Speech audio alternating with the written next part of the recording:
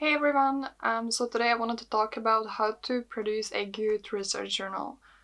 For those who don't know what a research journal is, it's, in artists' practice, it's a kind of a journal which includes all the information which you're curious about or all information and research which you need for your practice or your particular project.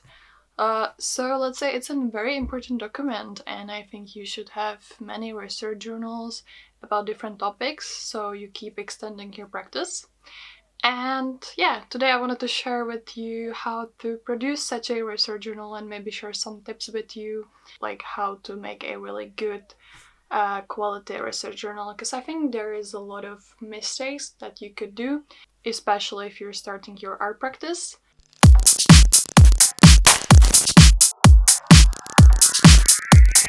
So firstly, I'm going to talk about the research journal which I have to produce for my university projects, because I feel that this is kind of a research journal which needs to have a certain structure, and I think that for my personal projects I use a little bit different kind of structure of a research journal.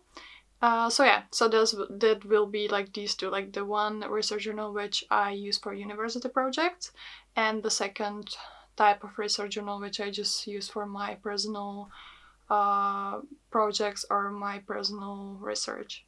So let's start with the university one. So my research journal always includes some factual research, which means some heavy text readings, and I usually get my references from books, magazines, or some good quality online research platforms. I've made a video about some good online research platforms about fashion, so I'm gonna just include the video somewhere in here. Why is factual research important? So let's say you're a conceptual artist and you're trying to communicate some kind of an idea on social and political issues. Therefore, you should probably have a deep knowledge in these issues before you start to comment on them through your artwork. That's why I think it's very important.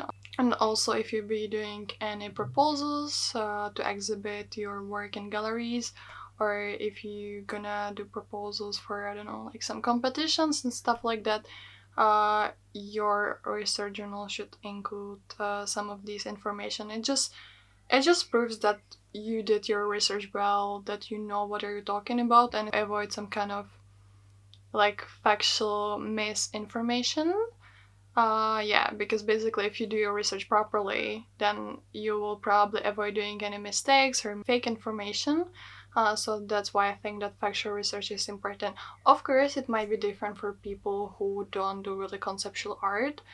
For those, I don't even know if you need to do like factual research. Maybe if you're trying to recreate any particular art style, or you just want to have the knowledge what the history of painting or photography, maybe you should know this and you should do this research through reading books and magazines and some articles. Other thing which I include in my research journal is a visual research.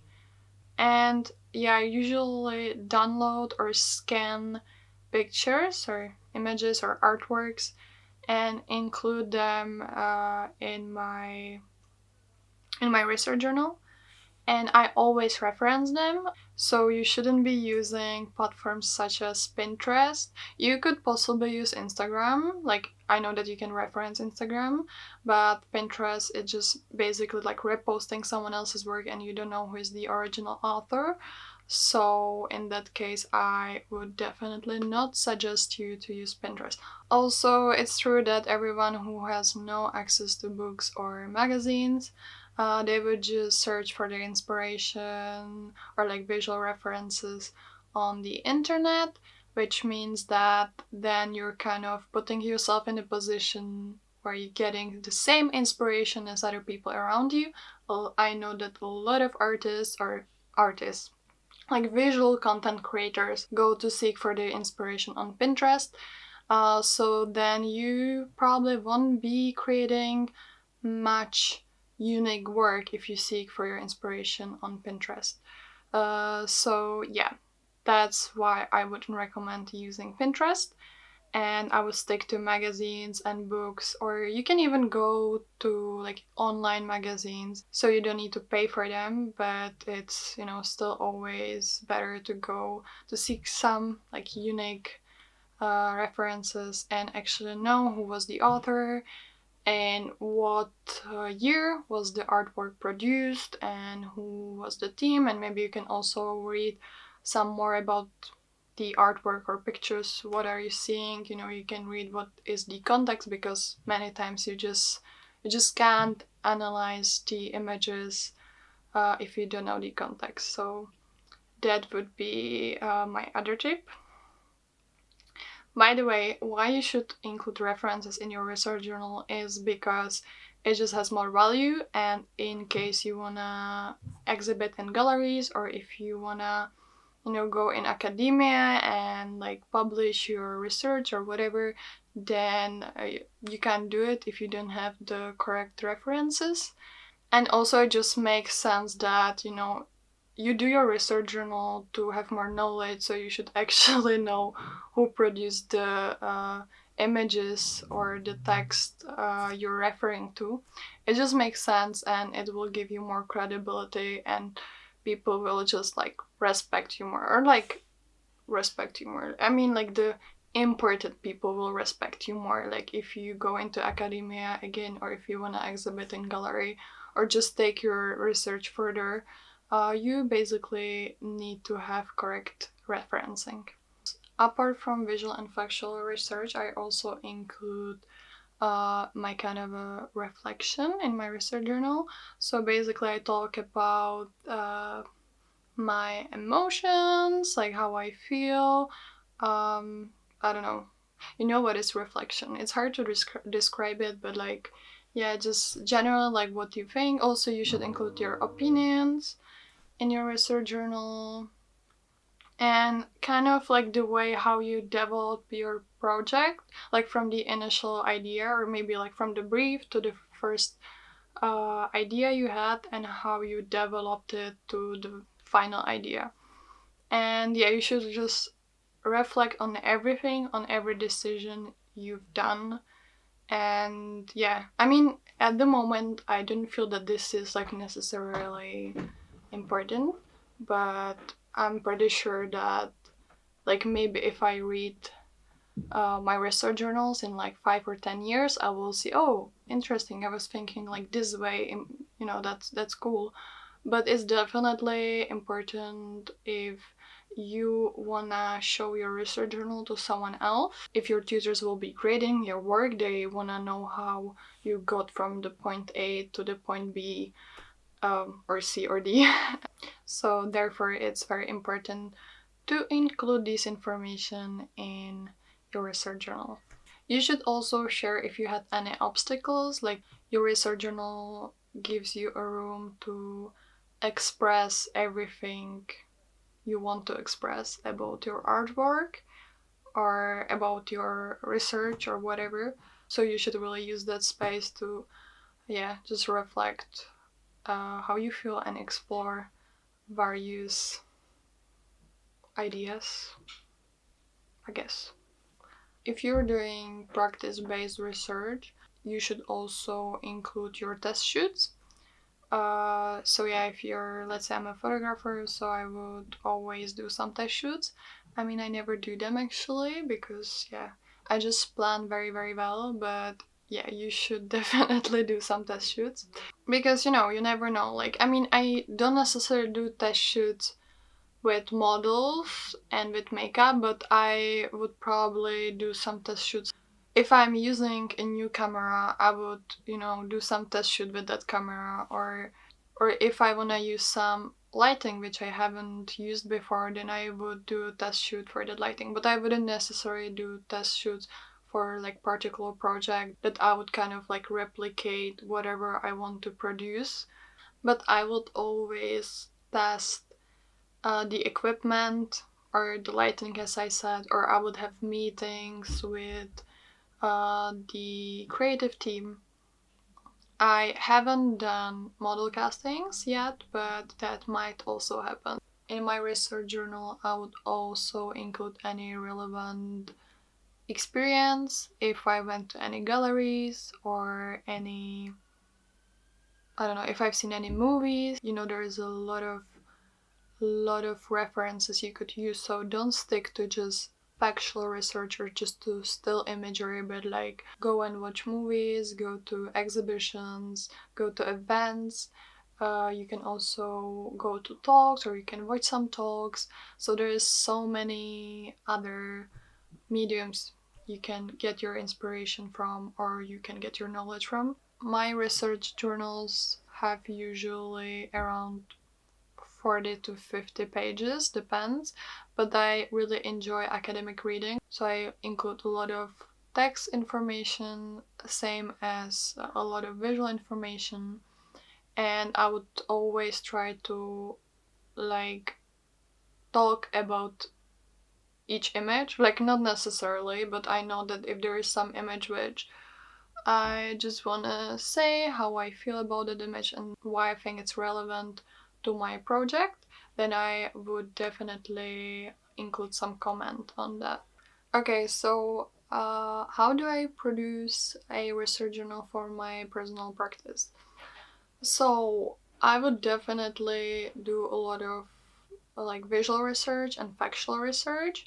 I wouldn't probably do as many reflection because I feel I never need to hand my project to anyone. So if it's just like my editorials or like my projects, I wouldn't necessarily include the reflection, which might be a shame. But if it's just for myself, I don't need to reflect on it because I just kind of do it like anyways in my head. And I don't need to write it down. I also use research journals as a tool how to extend my knowledge. So I don't do research journals only if I want to produce any kind of project, or like if I want to respond to any kind of brief. I just produce many different research journals on different topics. So let's say I have a research journal about fashion photography, like history of fashion photography, then I have a research journal about contemporary fashion photography, then I have a research journal about art history or fashion history, or I don't know, contemporary art. So in these research journals, I would just include information from different resources like books, magazines, and again some online platforms, or maybe if I went to an exhibition. And I would always make sure that I reference it again, that stays the same. And yeah, it just helps me to like keep my knowledge somewhere. You read a book and you're like, "Whoa, this is so exciting," and then you will forget about it in 1 week.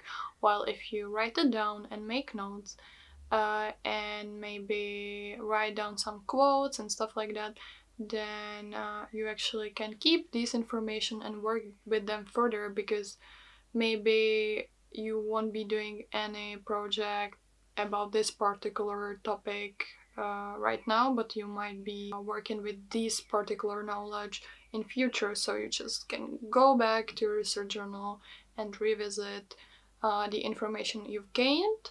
And what I would do, what I think is really good to do, is when you like finish some kind of chapter of book or even whole book or article, you should just sum it up in your own words, because that will help you to like memorize it and kind of be able to talk about it confidently.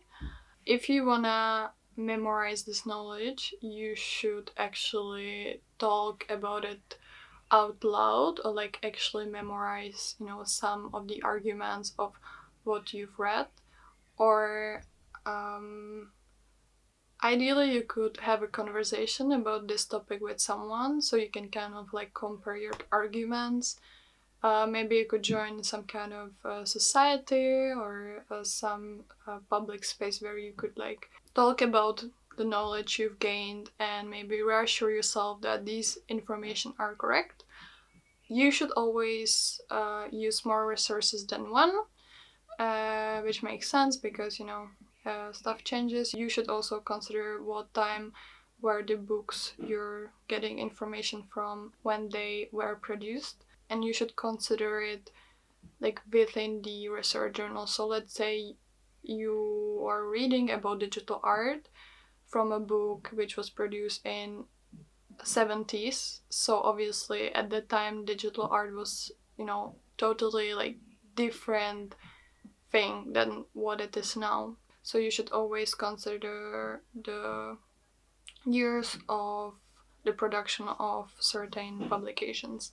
Yeah, so I think that's everything. I'm actually curious if you attend any other art school, if you have to produce research journals, or if you work with some kind of a other, I don't know, medium, or like maybe you just call it differently, or what you have to hand in together with the artwork, because I believe there must be always some kind of a, I don't know, like at least description of your artwork or some kind of a research. And yeah, like how do you call it, or like what do you have to include? So definitely let me know. I know that some people would do these kind of research journals in like a physical way. I mean, you can always do your research journal in a physical way, and then scan it and include it in your digital research journal, but we need to submit stuff digitally. But yeah, let me know how is it at your institution, and if you like this video, give me a like. If you're into stuff like art, fashion, design and culture, you can subscribe, and I will see you next time.